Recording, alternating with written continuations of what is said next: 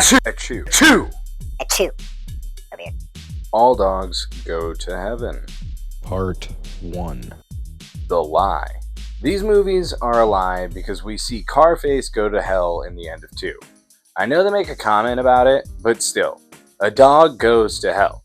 Plus, we all know a shithead dog that went to hell when it died. I love animals, dogs especially, but dogs can be dicks. Races. The mouse race at the start is cool. It helps world build as well. We can see these dogs like to gamble, drink, and smoke.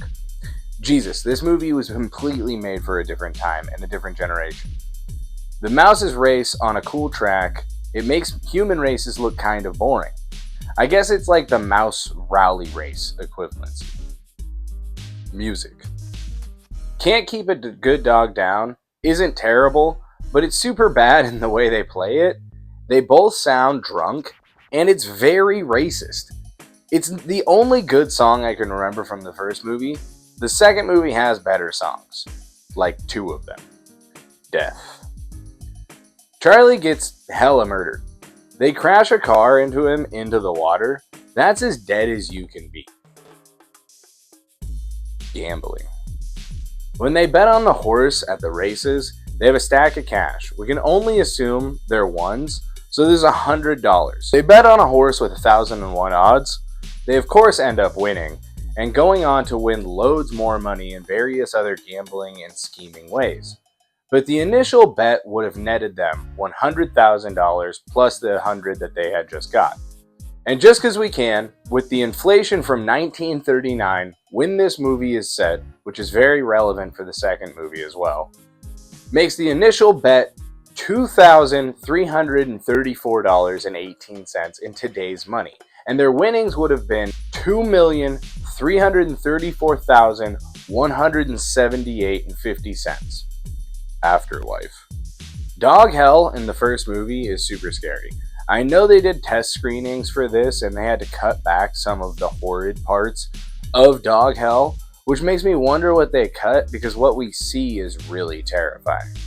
First movie overall. This first movie was clearly made during a time where playing fast and loose was okay. It's problematic, and that's why I'm just going to avoid covering some of those parts. It's intentional racism, but for the wrong reasons.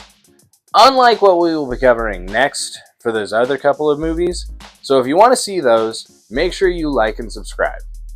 Okay, so now that you've gotten that out of the way, here's sad parts.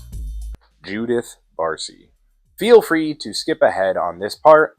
I'll flash a time code right here for when you need to skip, and I'll keep it up for a second just so you have a chance to make the choice.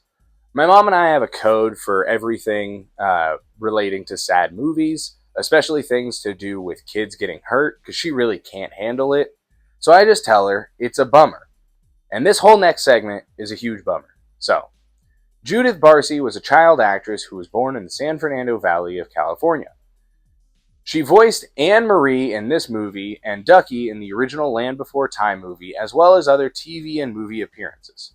She was tragically murdered by her father. He did take his own life after this event as well. He was an alcoholic and abusive to them.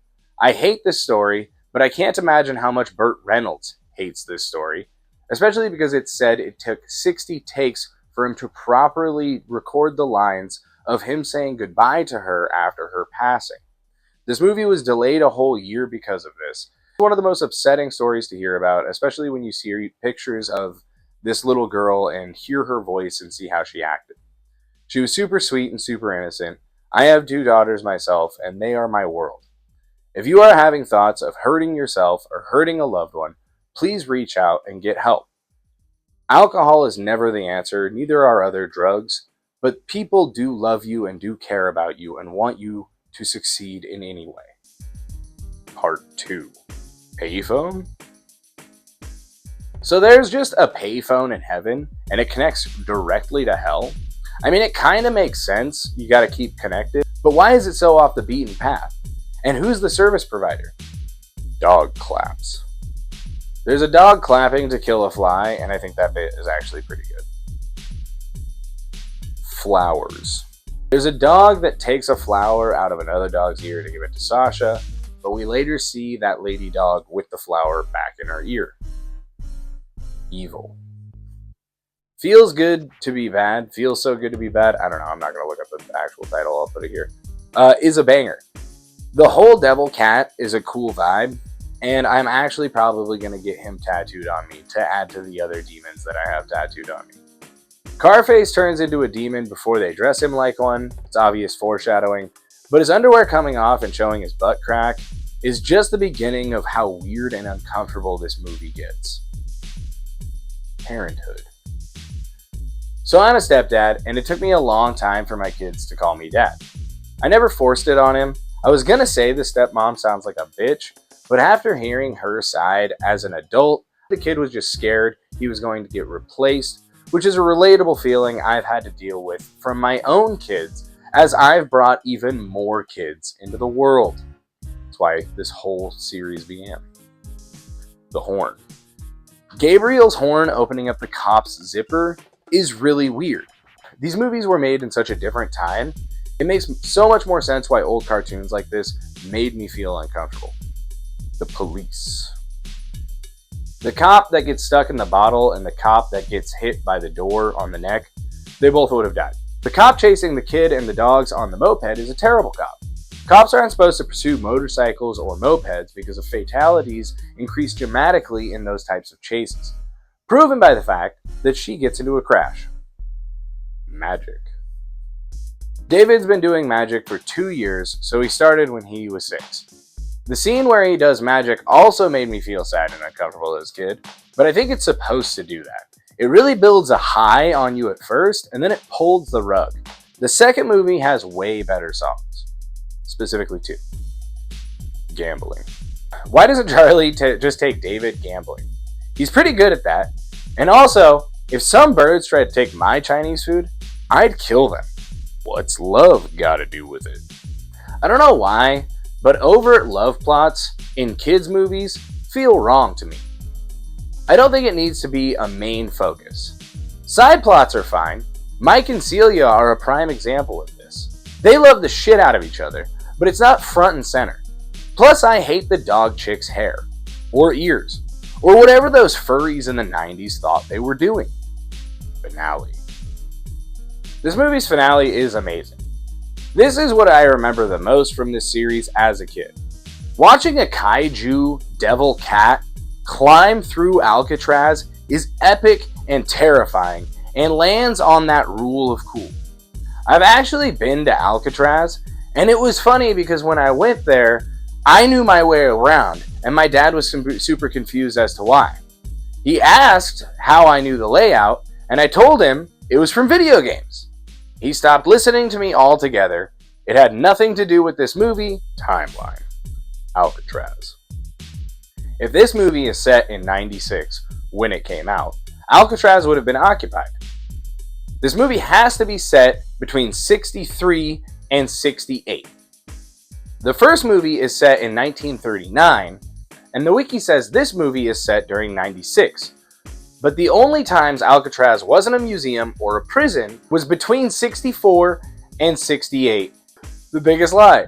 Charlie blows the horn, all the dogs, go back to heaven. Satan Catbo goes back to hell. But then the movie proves it's all a lie. Carface gets dragged to hell. They acknowledge it with Itchy's line. Also, Charlie says Red's boss yanked the leash, so I guess he's not the devil. And the shoes line is actually pretty fucking clutch. Ending. Can only David hear the dogs in the end? That would be such a horrible life. Like, it would be great, but those would be the only 2 dogs he could talk to. Then when they die, he's just like almost adult. His 2 confidants and best friends will be gone. I had a dog die in my early 20s. I had that boy for 12 years. He's a legend in my family, and we still talk about him. He passed away 9 years ago. I cannot imagine if he talked back during his and my talks. I still find myself very sad talking about Tank sometimes. This kid would have serious issues after these dogs died. Conclusion. All in all, these movies are really weird. I think the second one is better, but maybe that's just because it came out when I was about 3, and I'm sure I had it on VHS because I remember watching the shit out of it as a kid. They both have very problematic themes, but less so in the second one. They have good moral compasses, though. The idea of even a scoundrel can rise up and be an angelic figure is great. I didn't know there was a third movie in the form of Christmas one, but if you hate me enough and want me to suffer that, get this video to 500 likes and make sure you subscribe. The main recording is out, so I'm going to kind of just cover. I have a quick little snap video for you guys to watch, and you'll be watching it in the background of this. It was just going to be me talking about, hey, come to the restaurant, support me at the restaurant, because that would be great. I am the sponsor of this video. It's me. I work a full job. It's 11:30 right now. I'm going to finish recording this. I'm going to edit it. I'm going to do all my things. It took me forever to find my freaking microphone pieces because they got moved. I got 5 kids that live with me. I have a 6th kid that lives with his grandma right now because kids can be complicated. If you've got that many kids and they're not all your kids, kids can be complicated. But anyways, I'm going to slow this time lapse down as much as whatever I need. If you're here, that means you actually enjoy my videos and you want to hear about shit. Come to the restaurant. I'm the sponsor. Anyways, while I was setting this fucking thing up, there's a big gap of me like running back and forth. I heard somebody outside yell, "That's mine!" And my house is spooky. It's 116 years old. It was built in 1910. I live in, Eastern Washington, whatever. Spooky as shit. I've seen some weird shit. I've heard some weird shit. So I heard that. Went and checked on all of the kids and all the family. And I asked my fiance because she was still awake. I was like, "Did you hear that?" And she said, "No." And so, whatever, I start building again. And then I have to run back because the baby was crying so hard, inconsolably. And the only time anything has ever happened like that before is one time when my older daughter, was 2. Now my dog's getting all hyper and now it's getting me fucking jacked, bro. What's going on? Oh, she's just stretching. She's probably gonna go pee. Whew. One time when my daughter was 2, there was I heard a bunch of noises in her room while she was sleeping, and I went and checked on her every time. Nothing was wrong. Then finally I heard a really loud scream, and it wasn't from a little girl. It was from an old lady. And then fucking went up there. She was fine. Came back downstairs. Heard her crying. She was in the middle of the room, and oh, dude. So my house is spooky ooky, and I just wanted to let you know my house is spooky. This video is sponsored by me. Like and subscribe. Let's get this ball rolling, you know what I'm saying? I do love everybody that's here. Thank you so much for fucking coming to the show, you know what I'm saying? I do this for fun, and I know I probably shouldn't be staying up late doing this, but there's enough people that are, here and enjoying it. So, thank you so much. Have a great day. Bye-bye.